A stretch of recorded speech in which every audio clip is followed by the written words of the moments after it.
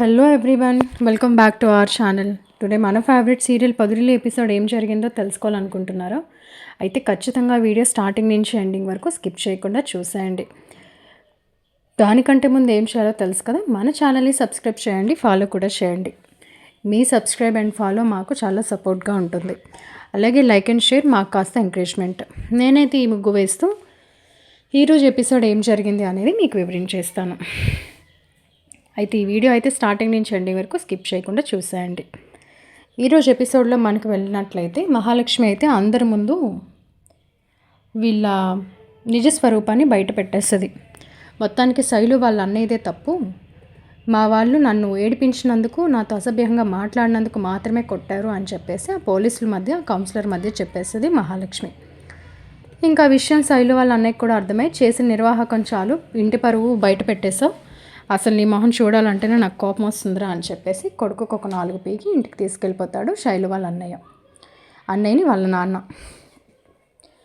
ఇంకా మొత్తానికి వాడైతే పగతో రగిలిపోతూ ఉంటాడు. ఎలా అయినా సరే ఈ మహాలక్ష్మిని ఏదో ఒకటి చేయాలి, ఎప్పుడూ లేనిది మా నాన్న కూడా నా మీద చేసుకునేలా చేసింది, వీళ్ళందరూ కూడా నన్ను నడి రోడ్డులో కొట్టారు, దాని కాలు పట్టుకునేలా చేశారు, కాబట్టి దాన్ని ఏం చూసుకొని అయితే వీళ్ళంతా రెచ్చిపోతున్నారో దాన్ని లేకుండా చేస్తే నా పగ చల్లారిపోతుంది, ఇంకా దాని పొగరు కూడా అంచిపోతుంది అని చెప్పేసి వీడు అనుకుంటూ ఉంటాడు శైలు వాళ్ళ అన్నయ్య. ఇంకా మొత్తానికి వీడు ప్లాన్ చేసినట్టుగానే మహాలక్ష్మి అయితే ఆఫీస్ నుంచి వస్తూ ఉంటుంది. ఎప్పుడు చక్రి వెళ్తాడు కలవటానికి, కానీ ఆ రోజు అయితే చక్రి వెళ్ళడు, ఏదో చిన్న వర్క్ ఉందని చెప్పేసి ఉంటాడు. మహాలక్ష్మి ఒక్కరితే వస్తుంది.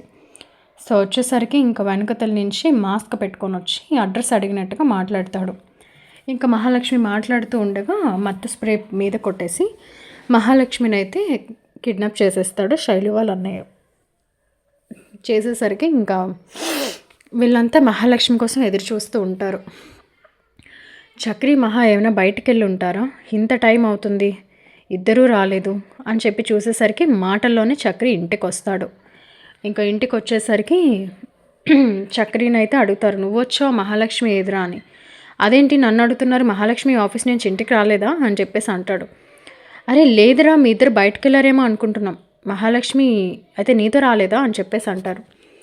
లేదే నాతో రాలేదు అనేసరికి, అయితే ఫ్రెండ్స్ని ఎవరైనా కలిసి ఉంటుందా, లేదా ఆఫీస్లో ఏమైనా పార్టీ ఏమైనా ఉంటుందా, ఒకసారి నేను కనుక్కుంటాను అని చెప్పేసి చక్రి అయితే అక్కడ ఆఫీస్ దగ్గరికి మళ్ళీ వెళ్తాడు. ఎందుకంటే వాళ్ళ ఫ్రెండ్స్ ఎవరి నెంబర్లు తన దగ్గర ఉండవు. ఇంకా వెళ్ళేసరికి ఆఫీస్ దగ్గర సెక్యూరిటీ అయితే మాత్రం మహాలక్ష్మి మేడమా, ఆవిడ ఎప్పుడో వెళ్ళిపోయారే, వదిలేయగానే ఆయన ఎప్పుడూ ఆవిడ ఇక్కడెక్కడ వెయిట్ చేయకుండా వెళ్ళిపోతారు, అయినా మీరు రోజు వస్తారు కదా, ఈరోజు ఎందుకు రాలేదు, ఎవరినైనా కలవటానికి వెళ్ళి ఉండొచ్చు అని చెప్పేసి అతను అంటాడు. ఇదేంటి మహాలక్ష్మి ఇక్కడ లేక అక్కడ లేక ఎక్కడికి వెళ్ళినట్టు, కనీసం చెప్పాలి కదా, ఈ అమ్మాయికి రాను రాను వైద్యం పెరిగిపోతుంది, కనీసం ఇంట్లో మనుషులకి చెప్పి వెళ్ళాలి అన్న ఇంటి జ్ఞానం కూడా లేదు, నాకు దొరకని అప్పుడు చెప్తాను అని చెప్పేసి చక్రి అయితే మహాపైన కోపంగా ఉంటాడు. ఇంకా ఉండేసరికి నైట్ అయిపోతుంది, అయినా కూడా రాదు. పోనీ ఎలా తెలుసుకోవాలి అని చెప్పేసి హారికకి కాల్ చేస్తాడు చక్రి. హారికకి కాల్ చేసేసరికి హారిక, ఏంటి చక్రి ఇలా కాల్ చేసావంటే, మహాలక్ష్మి ఏమైనా అక్కడికి వచ్చిందా అండి అని అడుగుతాడు. అదేంటి ఎలా అడుగుతున్నావు, ఇక్కడ లేదు, మహాలక్ష్మి ఎక్కడికి వెళ్ళింది ఏంటి అని చెప్పేసి హారిక టెన్షన్ పడుతుంది. ఆహా లేదు, ఫంక్షన్ అని చెప్పింది, ఒకవేళ ఫంక్షన్ నుంచి అటుగా మీ వైపు ఏమైనా వచ్చిందా ఏంటా అని చెప్పేసి మీకు కాల్ చేశాను, సరేనండి నేను వెళ్తాను, మేబీ ఫంక్షన్ దగ్గర లేట్ అయి ఉండొచ్చు అని చెప్పేసి చక్రి అలా అనేస్తాడు. ఓహో అవునా చక్రి, ఓకే ఓకే, అయితే ఫంక్షన్కి వెళ్ళింది అంటున్నావు కదా, ఫంక్షన్కి వెళ్ళాక ఎవరైనా తెలిసిన వాళ్ళు ఉంటే అంత తొందరగా ఎలా వదిలేస్తారు, సో మాట్లాడుతూ ఉండిపోయి ఉండొచ్చు, అయినా నువ్వు కూడా కలిసి వెళ్ళాల్సింది కదా అని చెప్పేసి హారిక అంటుంది. అనేసరికి నేను కూడా అనుకున్నాను, కాకపోతే కొంచెం నాది ఈరోజు చిన్న లైసెన్స్ వర్క్ ఉండేసరికి అక్కడికి వెళ్ళిపోయాను, సరే అక్క నేను ఉంటాను, థ్యాంక్ యూ సో మచ్ అని చెప్పేసి చక్రి ఫోన్ పెట్టేస్తాడు. ఇంకా పెట్టేగానే ఇంకా మహాలక్ష్మి కోసం చాలా టెన్షన్ అయిపోతాడు. ఇంకా అసలు ఎక్కడికి వెళ్ళింది ఏంటి, అసలు కనీసం చెప్పలేదు, అసలు నాకు ఏదో టెన్షన్ వచ్చేస్తుంది, తనకి ఏమైనా అయ్యిందా ఏంటి అని చెప్పేసి అనుకుంటాడు. ఇంకా మొత్తానికి మళ్ళీ ఆఫీస్ దగ్గరికి వెళ్ళి వీళ్ళు మార్నింగ్ ఆఫీస్కి వెళ్ళేటప్పుడు రిజిస్టర్లో సైన్ పెడతారన్నమాట. అక్కడ మొబైల్ నెంబర్స్ కూడా ఉంటాయి. సో తిన ఫ్రెండ్ నెంబరు అక్కడ సెక్యూరిటీ గార్డ్ పర్మిషన్తో తీసుకొని అమ్మాయికి కాల్ చేస్తాడు. మొత్తానికి నేను మహాలక్ష్మి వాళ్ళ హస్బెండ్ని. మహా ఎక్కడికి వెళ్ళిందో మీకు తెలుసా, మీ దగ్గరికి ఏమైనా వచ్చిందా అని చెప్పేసి అడుగుతాడు. లేదంటే ఈ ఆఫీస్ అయిపోయిన వెంటనే మహాలక్ష్మి వెళ్ళిపోయింది, మా ఎవరితో కూడా కలిసి రాలేదు అని చెప్పేసి తను చెప్తుంది. ఇంకా చక్రికి అయితే టెన్షన్ ఆగదు. అసలు మహా ఎక్కడికి వెళ్ళి ఉంటుంది, కనీసం ఒక్క మాట అయినా చెప్పలేదు అని చెప్పేసి అనుకుంటూ ఉంటాడు. అనుకుంటూ ఉండేసరికి ఇంకా ఈలోపు మళ్ళీ ఇంటికి వచ్చేస్తాడు. ఇంటికి వచ్చేసరికి ఇంకా మాధవ వీళ్ళంతా అడుగుతారు, ఏమైందిరా మహాలక్ష్మి ఎక్కడికి వెళ్ళింది అనేసరికి, నాకు ఎందుకో టెన్షన్గా ఉందన్నయ్య, నేను మొత్తం వెతికాను, ఆఫీస్కి కూడా వెళ్ళాను, అక్కడ మహాలక్ష్మి ఆఫీస్ అయిపోగానే వెళ్ళిపోయిందంట. సో వాళ్ళ ఫ్రెండ్స్కి కూడా కాల్ చేశాను, ఎవరిని అడిగినా ఆల్రెడీ ఆ ఆఫీస్ అయిపోగానే మహాలక్ష్మి వెళ్ళిపోయిందనే చెప్తున్నారు. హారిక గారికి కూడా కాల్ చేశాను, ఒకవేళ ఏమైనా వాళ్ళ వదిన్ని కలవటానికి వెళ్ళిందా అని. అక్కడ ఆవిడకి కూడా రాలేదు అని ఆవిడ టెన్షన్ పడేసరికి, లేదు మీరు టెన్షన్ పడకండి, చిన్న ఫంక్షన్కి వెళ్తా అని చెప్పింది. సో అట్నుంచి అటు మీ ఏరియాకి దగ్గర మిమ్మల్ని కలవటానికి ఏమైనా వచ్చిందా అని చెప్పేసి నేను మీకు కాల్ చేశాను. అయితే ఫంక్షన్లోనే ఉండొచ్చు, తన ఫోన్ కలవట్లేదు కాబట్టి సరే నేను వెళ్తానులేండి అని చెప్పేసి ఫోన్ కట్ చేసేసాను. కానీ నిజానికి మహాలక్ష్మికి ఏమైంది అని నాకు చాలా టెన్షన్గా ఉంది అని చెప్పేసి చక్రి అంటాడు. అదేంట్రా ఇప్పటివరకు మహాలక్ష్మి రాకపోవడం ఏంటి, తన ఫోన్ కూడా కలవట్లేదు, అసలు ఏం జరుగుంటుంది, మాకంతా చాలా టెన్షన్గా ఉంది అనేసరికి, అసలు మహాలక్ష్మి ఎప్పుడు చెప్పకుండా ఎక్కడికి వెళ్ళదన్నయ్య, కనీసం తను ఇన్ఫామ్ చేస్తుంది, ఈవెన్ ఆఫీస్ పార్టీ ఉందన్నా కూడా చెప్తుంది, అలాంటిది చెప్పకుండా అంత సడన్గా ఈ టైం వరకు తను ఎక్కడికి వెళ్ళి ఉంటుంది, నాకెందుకో చిన్న టెన్షన్గా ఉంది, తనకి ఏమైనా అయ్యి ఉంటుందా అనేసరికి, నాకు కూడా అలానే అనిపిస్తుందిరా, ఇప్పుడు ఏం చేద్దాం, పోలీస్ కంప్లైంట్ ఇద్దామా అని చెప్పేసి మాధవ అంటాడు. లేదు అప్పుడే పోలీస్ కంప్లైంట్ ఇవ్వడానికి లేదు, అసలు ఇదంతా దేనికై ఉంటుంది, మహాకేం జరుగుంటుంది అని ఆలోచించేసరికి ఈలోపు కేశవ, శైలు వాళ్ళ అన్న ఏమైనా చేసి ఉండొచ్చు అంటావా అంటే, వాడెందుకురా మహాన్ ఏమైనా చేస్తాడు అంటే, నేను ఇక్కడ ఇంత రచ్చ అయింది కదా, సో మహాలక్ష్మి మనకి సపోర్ట్ చేయటం వల్లే కదా వాడు అసలు రూపం బయటపడింది, సో ఆ కోపంతో వాడిని ఏమైనా చేసి ఉండొచ్చు అని నాకు అనిపిస్తుందిరా అని చెప్పేసి కేశవ అంటాడు. అనేసరికి, అరే లేదురా, వాడికి నిన్న మనం ఇచ్చిన స్ట్రోక్కే వాడు భయపడి ఉంటాడు, అంత ఈజీగా మహాలక్ష్మి జోలికి రాడు అనేసి చక్రి అనేసరికి, నువ్వు ఇంకా మనుషుల్ని గుడ్డిగా నమ్ముతున్నావు, రోజులు ఎలా ఉన్నాయి కాబట్టి ఒకసారి వాడిపైన కూడా నిఘా వేసి ఉంచుదాం అని చెప్పేసి, ఎందుకైనా మంచిది నేను బుస్సుకు కాల్ చేస్తాను అని చెప్పేసి శైలుకి కాల్ చేస్తాడు. ఇంకా శైలుకి కాల్ చేసేసరికి శైలుని అడుగుతాడు, మీ అన్నయ్య ఇంట్లో ఉన్నాడా అని. లేదు అన్నయ్య అయితే ఇంట్లో లేడు అని చెప్పేసి అంటుంది. మార్నింగ్ నుంచి ఉన్నాడా అంటే, ఏమో నేను కాలేజ్కి వెళ్ళాను కదా, వచ్చినప్పటి నుంచి వాడైతే ఇంట్లో లేడు అనేసరికి, ఒక్కసారి మీ అన్నయ్యకి కాల్ చేస్తావా, నేను కాన్ఫరెన్స్లో ఉన్నట్టు తెలియకూడదు అంటే, ఏం జరిగింది అంటే, ఏం లేదు మహాలక్ష్మి కనిపించట్లేదు, నిన్నంత రచ్చ జరిగింది కాబట్టి మీ అన్నయ్య కోపంతో మహాన్ ఏమైనా చేశాడా అని అనిపిస్తుంది అంటే, అదేంటి ముంగిస అలా అంటున్నావు అంటే, లేదు ఇది నా అనుమానం మాత్రమే, ఒక్కసారి కాల్ చేయి, వాడు ఎక్కడున్నాడు ఏంటి అనేది నేను కనిపెడతాను అని చెప్పేసి కేశవ అంటాడు. ఇంకా స్పీకర్ ఆన్ చేసేసరికి తిని వాళ్ళ అన్నయ్యకి కాల్ చేస్తుంది, కట్ చేస్తాడు. మళ్ళీ కాల్ చేస్తే, ఏంటి అంటే, అదేంట్రా ఇంటికి రాలేదు, అమ్మ నీ కోసం ఎదురు చూస్తుంది, ఇంకా రావా అనేసరికి, వస్తానులే నేను ఏదో పనిలో ఉన్నాను అనేసరికి పక్క నుంచి ఒకడు, సరే సార్ ఏమైతే ఇప్పట్లో లేవదు, మేము ఇంకా ఏమైనా ఫుడ్ తెచ్చుకుంటాం అనేసి వీళ్ళు వింటారు. వినేసరికి, సరే నేను తర్వాత మాట్లాడతాను నీతో, నేను వచ్చేస్తానులే అని చెప్పేసి ఫోన్ కట్ చేసేస్తాడు కేశవ, అది శైలు వాళ్ళ అన్నయ్య. ఇంక ఈ మాటలన్నీ వింటారు చక్రి, కేశవ, మాధవ, నారాయణ, కన్న. అయితే ఎవరు అమ్మాయి, తిని ఇప్పట్లో లేచేలా లేదు, మేము వెళ్ళి ఫుడ్ తెచ్చుకుంటాం అంటున్నారు, వీళ్ళు మహాలక్ష్మి కోసం మాట్లాడుతున్నారా, వీళ్ళు ఏమైనా మహాలక్ష్మిని కిడ్నాప్ చేశారా అని చెప్పేసి వీళ్ళ అనుమానం కాస్త బలపడుతుంది. ఇంకా చక్రికి అయితే ఎక్కడ లేని కోపం వచ్చేస్తుంది.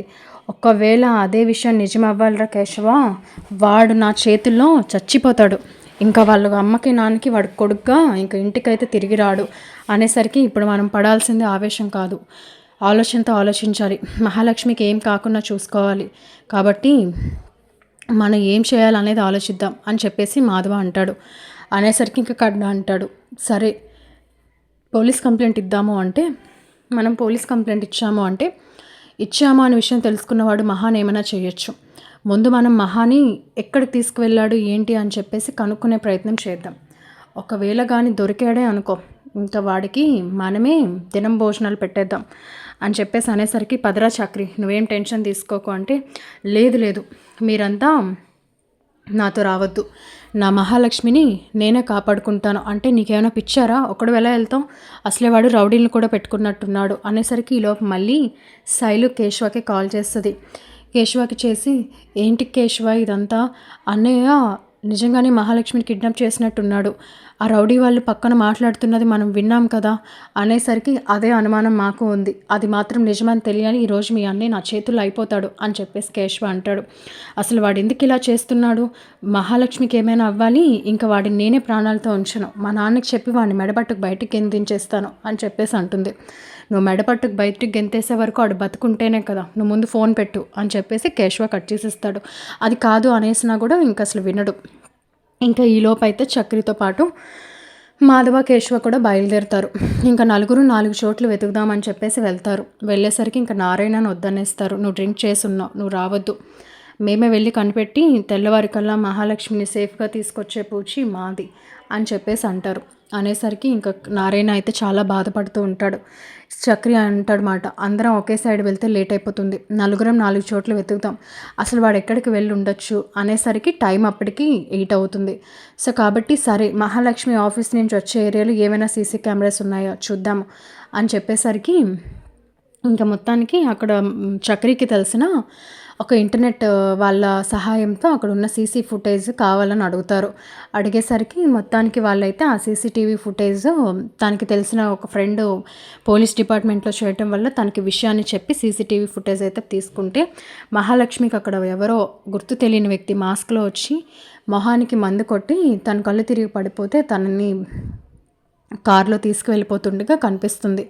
ఇంకా అది చూసిన చక్రికి అయితే గుండెలా ఉండదు, చాలా బాధపడతాడు. అయ్యో మహాన్, నేను తప్పుగా అనుకున్నాను, మాకు చెప్పకుండా తినేటో వెళ్ళిపోయింది అనుకున్నాను, ఇంత ప్రమాదంలో ఉంది, సారీ మహా, నువ్వు ఇంత ప్రమాదంలో ఉన్నావని నేను తెలుసుకోలేకపోయాను, నీకేం కాదు, నేను నిన్ను కాపాడుకుంటాను అని చెప్పేసి ఇంకా చక్రి వెంటనే ఆ క్యాబ్ డీటెయిల్స్ అవి కనుక్కోమని కారేశ్వర్కి కాల్ చేస్తాడు.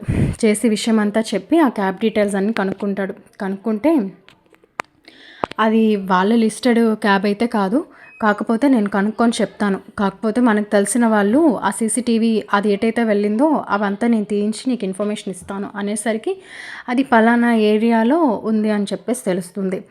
ఇంకా ఈలోపు చక్రి నేరుగా మొత్తానికి నానా తంటాలు పడి వెతుక్కుంటా ఇంకా మహాలక్ష్మి ఉన్న ప్లేస్కి అయితే వెళ్తాడు. ఒక ఇంట్లో ఎవ్వరూ ఉండరు. ఆ ఇంట్లో అయితే ఇంకా బయట వీళ్ళు రౌడీ వాళ్ళు డ్రింక్ చేస్తూ ఉంటారు ఫుడ్ తింటూ. ఇంకొకవైపు వీళ్ళ శైలు వాళ్ళనే కూర్చొని ఉంటాడు. ఓహో, అయితే ఇదే కావచ్చు, సైలెంట్గా వెళ్ళి ముందు మహాలక్ష్మి ఎలాంటి పరిస్థితిలో ఉందో చూడాలి అని చెప్పేసి బ్యాక్ డోర్ నుంచి మెల్లగా మహాలక్ష్మి దగ్గరికి వెళ్తాడు.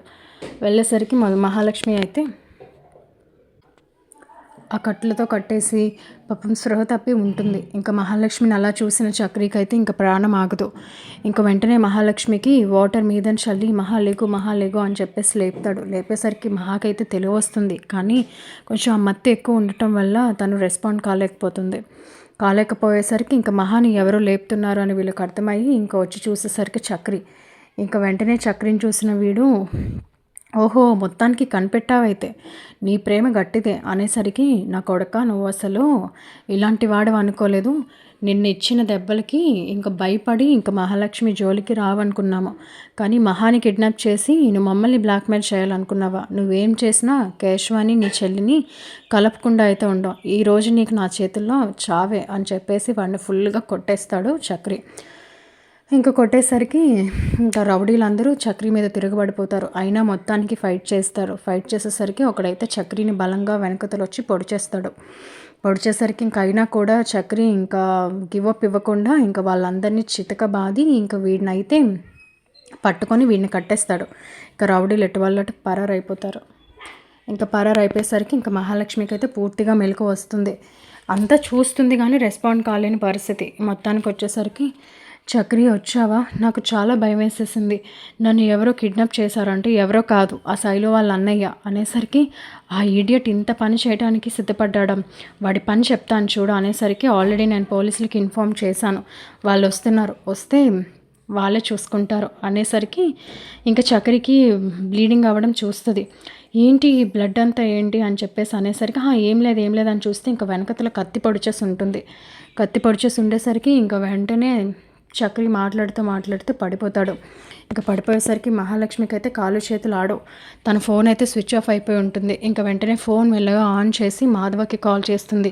మాధవకి కాల్ చేసేసరికి ఇంకా మాధవ ఆన్సర్ చేస్తాడు. ఎక్కడున్నావు అమ్మ మహాలక్ష్మి, ఏమైపోయావు ఏంటి అంటే, అవన్నీ నేను మీకు తర్వాత వివరిస్తాను, నేను మీకు లొకేషన్ షేర్ చేశాను, మీరు అర్జెంట్గా ఇక్కడికి రండి. చక్రిని గుర్తు తెలియని వ్యక్తులు కత్తితో పొడిచేశారు. నన్ను కాపాడే ప్రయత్నంలో చక్రికి కత్తి పోటు తగిలేసింది అని చెప్పేసి అంటుంది. అనేసరికి ఇంకా వెంటనే మాధవ కేశవ వీళ్ళున్న లొకేషన్ దగ్గరికి వస్తారు. వచ్చేసరికి ఈలోపే మహాలక్ష్మి అంబులెన్స్కి కాల్ చేస్తుంది. ఇంకా మొత్తానికి చక్రిని తీసుకొని వెళ్ళైతే హాస్పిటల్లో అడ్మిట్ చేస్తారు. అడ్మిట్ చేసేసరికి ఇంకా ఈ విషయం తెలుసుకున్న పోలీసులు ఆల్రెడీ దీన్ని కంప్లైంట్ చేశారు కాబట్టి వచ్చి ఇంకా శైలు వాళ్ళని అరెస్ట్ చేసి తీసుకొని వెళ్తారు. ఇంకా శైలు అయితే కేశవకి ఫోన్ల మీద ఫోన్లు చేస్తుంది. కేశవ ఆన్సర్ చేసి విషయం అంతా చెప్తాడు. మీ అన్నయ్యని అరెస్ట్ చేశారు, వాడు అన్నంత పని చేశాడు, మహాలక్ష్మిని వాడే కిడ్నాప్ చేశాడు, సో వాడినైతే మేము విషయం చెప్పి పోలీసులకి అప్పచెప్పాము అనేసరికి మంచి పని చేశారు, ఇంకా వాడిని బయటకు రాకుండా చేయాలి, వాడు ఇంత ఈడియట్ పని చేస్తాడు అనుకోలేదు అనేసరికి అంతేకాదు వాడు పెట్టిన రౌడీలు చక్రిని కత్తితో పొడిచేశారు, ఇప్పుడు తన ప్రాణాలతో పోరాడుతున్నాడు అనేసరికి అవునా, ఏ హాస్పిటల్ ఏంటి అని చెప్పేసి శైలు అయితే బయలుదేరి అక్కడికి వస్తుంది. ఇంకా వచ్చేసరికి మహాలక్ష్మి చాలా ఏడుస్తూ ఉంటుంది. చక్రిని అలాంటి పరిస్థితుల్లో చూసి తట్టుకోలేకపోయేసరికి ఇంకా వెంటనే ఇదంతా నా వల్లే, నేను అసలు జాగ్రత్తగా ఉండాల్సింది, మీ అన్నయ్యని నేను రెచ్చగొట్టకుండా ఉండాల్సిందంటే ఏం మాట్లాడుతున్నావు మహాలక్ష్మి, ఒక అమ్మాయిని అంత అసభ్యంగా మాట్లాడితే ప్రవర్తించే తీరు నువ్వు కరెక్ట్గానే మాట్లాడావు, వాడికి చెంప పగలగొట్టడం కాదు చెప్పు తీసుకొని కొట్టాల్సింది అనేసరికి కరెక్టే, కానీ వాడు ఇంత చేస్తాడు అనుకోలేదు, ఒకవేళ నాకు ఏదైనా అయ్యి ఉంటే అంటే నీకేం కాదు అనేసరికి అలా నువ్వెంత పక్కగా ఎలా చెప్తావు అంటే, చక్రికి మీరంటే చాలా ప్రేమ కాబట్టి మీకోసం తను ఎంత ఎక్స్ట్రీమ్ అయినా వెళ్తాడు, మీకేం కానివ్వడు అని చెప్పేసి శైలు మహాలక్ష్మితో అంటుంది. ఇంకా అలా అనేసరికి మహాలక్ష్మి అయితే చక్రిని అలా చూస్తూ ఉండిపోతుంది. ఇంకా ఈలోపు మాధవ నారాయణ వీళ్ళంతా కూడా ఎలాంటి పరిస్థితి తెచ్చుకున్నావురా, అసలు మహాలక్ష్మిని కాపాడే ప్రయత్నంలో నీకోసం నువ్వు కూడా ఆలోచించుకోలేదా, అంత పిచ్చి ప్రేమ ఏంట్రా నీకు అని చెప్పేసి వీళ్ళు ఏడ్చుకుంటూ మాట్లాడేస్తారు అనుకోకుండా. ఇంకా మాటలు విన్న మహాలక్ష్మికి చక్రికి తన మీద ఎంత ప్రేమ ఉందో అర్థమవుతుంది. ఇంకా వెంటనే డాక్టర్ గారు రాగానే, డాక్టర్ చక్రి గారి పరిస్థితి ఎలా ఉంది, ప్లీజ్ తనకి సీరియస్గా ఉందని మాత్రం చెప్పకండి, ఎలా అయినా సరే చక్రి కోలుకునేలాగా చేయండి అనేసరికి లేదు తన సిచ్యువేషన్ క్రిటికల్గానే ఉంది, ఎందుకు అంటే ఆ కత్తిఘాటు నేరుగా వెళ్ళి బ్యాక్ లివర్లో గుచ్చేసింది కాబట్టి అది తీయాలి అంటే చాలా బ్లడ్ అనేది పోతుంది అని చెప్పేసరికి మా ఇద్దరి బ్లడ్ ఒకటే కాబట్టి అనేసరికి ఇంక వెంటనే మహాలక్ష్మి అయితే మాత్రం అలా అనకండి, మీరు ఖచ్చితంగా అలా అనకండి, నేను ఇస్తాను, ఎందుకంటే తన బ్లడ్ గ్రూప్ నా బ్లడ్ గ్రూప్ ఒకటే, తనకేం కావటానికి వీల్లేదు అని చెప్పేసి మహాలక్ష్మి చాలా ఎమోషనల్ అయిపోతుంది. ఓకే నర్స్, ఈవిడ బ్లడ్ తీసుకోండి, ఈవిడ మొత్తం కొంచెం బ్లడ్ శాంపిల్స్ అవి టెస్ట్ చేయండి అని చెప్పేసి మొత్తానికి మహాలక్ష్మి దగ్గర బ్లడ్ తీసుకొని చక్రికి అయితే మాత్రం ఆ కత్తి తీసేసి చిన్న మైనర్ ఆపరేషన్ అయితే చేస్తారు.